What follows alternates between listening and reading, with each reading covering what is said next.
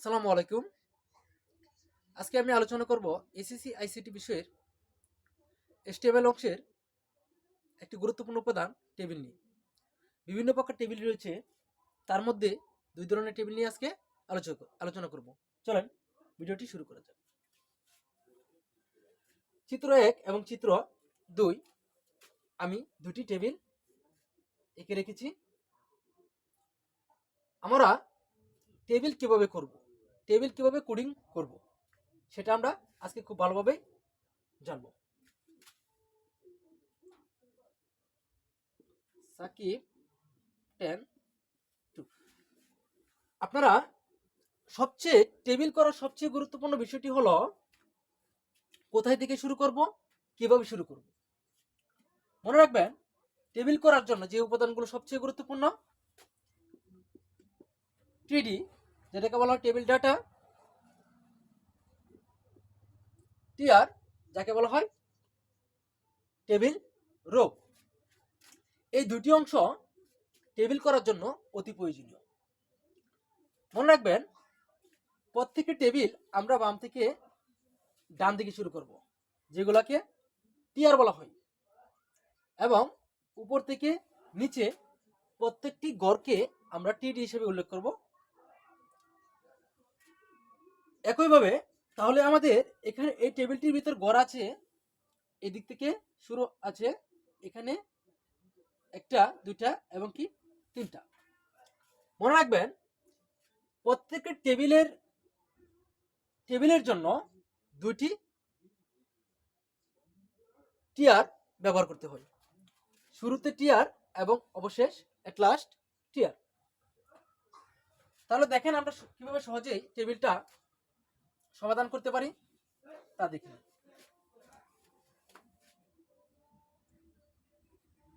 HTML body,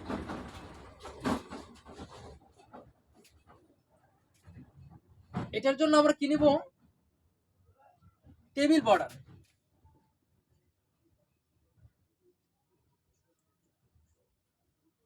table border double quotation 1। লক্ষ্য করেন, আমরা প্রথমে এই লাইনটা শুরু করব টিআর দ্বারা। টিআর শুরু, এবং এই টিআর এর ভিতরে আমাদের টিডি রয়েছে একটা, দুইটা এবং কি তিনটা, এবং প্রত্যেকটি টিডির জন্য একটি স্টার্টিং টিডি এবং একটা ক্লোজিং টেক নিতে হবে। স্টার্টিং টেক এবং কি ক্লোজিং টেক। তাহলে নেমের জন্য আমরা টিডি নেম স্ল্যাশ টিডি, আমরা এই ঘরের কাজ শেষ। ক্লাস, আবার টিডি ক্লাস স্ল্যাশ টিডি, আবার টিডি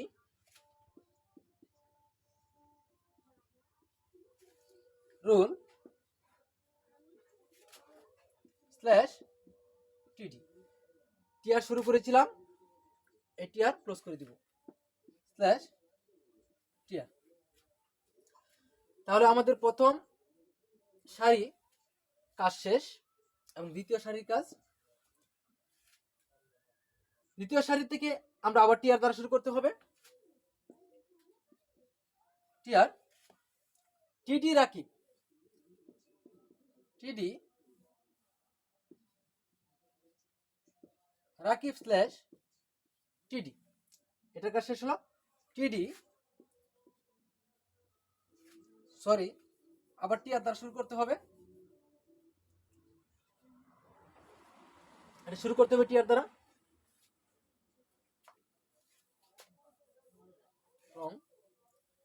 আবার টিডি 10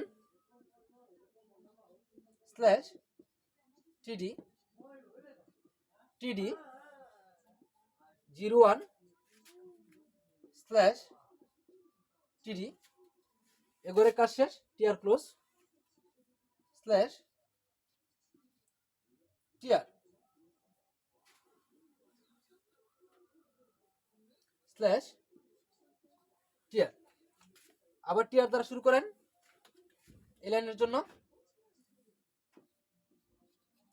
টিআর টিডি সাকিব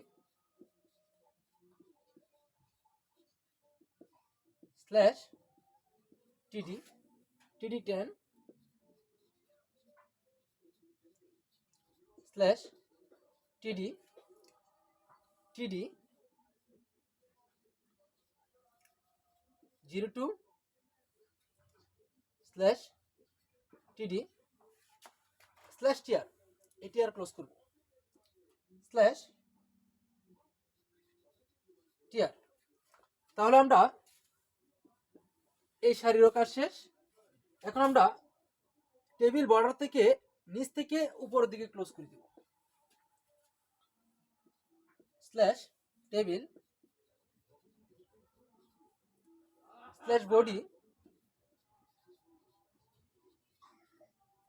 স্ল্যাশ HTML। স্বাভাবিক টেবিল আমাদের হয়ে গেল। এখন কথা হলো প্রথম লাইনের প্রত্যেকটি লেখা যদি টেবিল ডাটা যদি মোটা হতো, একটু বোল্ড করা থাকতো, বোল্ড থাকতো, তাহলে আমরা কি করতাম? এগুলো বোল্ড থাকলে জাস্ট আমাদের একটি করণীয়, জাস্ট প্রথম লাইনের যে অংশগুলো আমরা টিডি নিয়েছিলাম সেগুলো জাস্ট আমরা টিএস নিব, টেবিল হেডার জাস্ট টিএস নিব, টিএস শুরু টিএস শেষ, টিএস শুরু টিএস শেষ, টিএস শুরু টিএস শেষ। তাহলে কি আমাদের প্রথম লাইনটা যদি একটু বোল্ড করা থাকে তাহলে অবশ্যই আমরা টিএস দ্বারা শুরু করব, তাহলে আমাদের কাজ শেষ। এটা আমাদের ভিন্নতা। এবং আমরা নিচের টেবিলটিতে লক্ষ্য করতে পারছি, দেখেন এই সোজা যদি আপনি টানেন তাহলে এই দিক থেকে এইদিকে দুইটা করে জায়গা একসাথে অ্যাড করা হয়েছে। তার মানে এখানে একটা ঘর এবং কি এখানে একটা ঘর, এই দুটি ঘরের জায়গার পরিমাণ দ্বারা একটি ঘর তৈরি করা হয়েছে, কিন্তু বাকিগুলো জাস্ট সিঙ্গেল ঘরে আছে। তারা মনে রাখবেন, যদি এই দিক থেকে পাশাপাশি ঘরগুলো যদি দুই বা ততোধিক ঘর যদি অ্যাড করা হয় সেটাকে বলা হয় রো স্প্যান, রো স্প্যান। এবং যদি ঘরগুলো নিচে নিচে অ্যাড করা হয়, নিচে নিচে, যেমন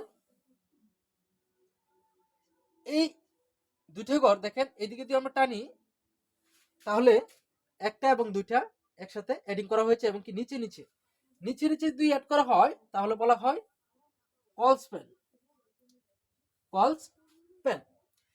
এখন কাজ হলো আমাদের গড়ের পরিমাণ জয়টা হবে তার সমান সমান আমরা ডাবল কোটেশন, এখানে দুইটা 2 দিয়ে দিলাম ডাবল কোটেশন। যদি 3টা হতো তাহলে আমরা 3 লিখতাম, 4টা হলে 4 লিখতাম। আবার কল স্প্যানে যদি 2টা হয় একইভাবে আমরা সমান সমান দিয়ে ডাবল কোটেশনের ভিতরে যত গড় একসাথে অ্যাড হয়েছে তা আমরা ফিল আপ করে দিতাম। এখন এই গড়টার কাজ হলো, লক্ষ্য করেন এখানে আমাদের কাজ ছিল যেটি যে অংশটা পরিবর্তন করতে হবে। আমরা প্রথম গড় এখানে টিআর দ্বারা শুরু করব, যেমন একটু মুছে দেই,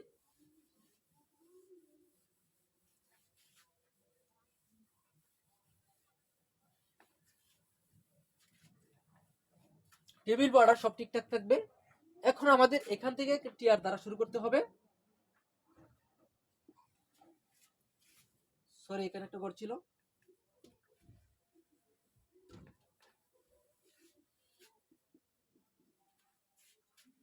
তাহলে লক্ষ্য করেন এখানে আমরা ওই গড়ের ভেতরেই আমরা আগের পূর্বের টেবিলের মতো ঠিকঠাক টিআর দ্বারা শুরু করব,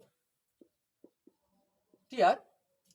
কিন্তু এখানে আমরা যেভাবে টিডি শুরু টিডি শেষ করেছিলাম ঠিক একইভাবে আমরা টিডি লিখব, টিডি। কিন্তু এখানে দেখেন এক বা একাধিক গড় যদি একসাথে অ্যাডিং করা হয় তাহলে আমরা এদিক থেকে এদিক করলে আমরা কি লিখবো, কল স্প্যান, আর নিচে লিখলে নিচে নিচে রো স্প্যান। এদিক থেকে এদিক করলে, সরি আগে মনে পূর্বে আমি ভুল বলেছিলাম, এদিক থেকে এদিক হলে কল স্প্যান, নিচে নিচে হলে রো স্প্যান। তাহলে আমরা লিখবো, যেহেতু গড়গুলো বাম থেকে ডান দিকে অর্থাৎ পাশাপাশি অ্যাড করা হয়েছে একসাথে এবং দুটি গড়, তাহলে আমরা লিখবো টিডি call span, call span equal double quotation 2 দুটি গড়, এবং আমরা ভিতরে উপাদান সংখ্যাটা লিখে দেব এ স্ল্যাশ টিডি। বাকি কাজগুলো আগের মতন ঠিকঠাক, স্ল্যাশ টিআর। আমাদের প্রথম গড়ের কাজ শেষ। মনে রাখবেন, যদি দুটি গড় একসাথে করা হয় তাহলে অ্যালাইন দেওয়ার কোনো দরকার নেই, দিলেও সমস্যা নেই। কিন্তু দুই থেকে যদি তার বেশি গড় একসাথে অ্যাড করা হয় তাহলে অবশ্যই অ্যালাইন দিতে হবে। এখন আমরা এই গড়গুলা স্বাভাবিক আগের টেবিলের মতো কি করব, টিআর শুরু টিডি B slash TD TD C slash TD slash TR TD TR শুরু TD D slash TD TD E slash TD slash TR slash table slash body slash HTML। সুতরাং এখন ধরেন আমাদের গড়টা এভাবে ছিল, নিচে নিচে নিচে নিচে থাকলে আমরা অবশ্যই এখানে লিখতে হতো টিডি rho span equal double quotation 2, এটা লিখলেই হয়ে যেত। সুতরাং আজকে এই দুটি টেবিল নিয়ে আলোচনা করলাম। আরো ভিন্ন ভিন্ন টেবিল পাওয়ার জন্য আমার চ্যানেলটিকে লাইক, কমেন্ট এবং সাবস্ক্রাইব করে পাশে থাকবেন। ধন্যবাদ।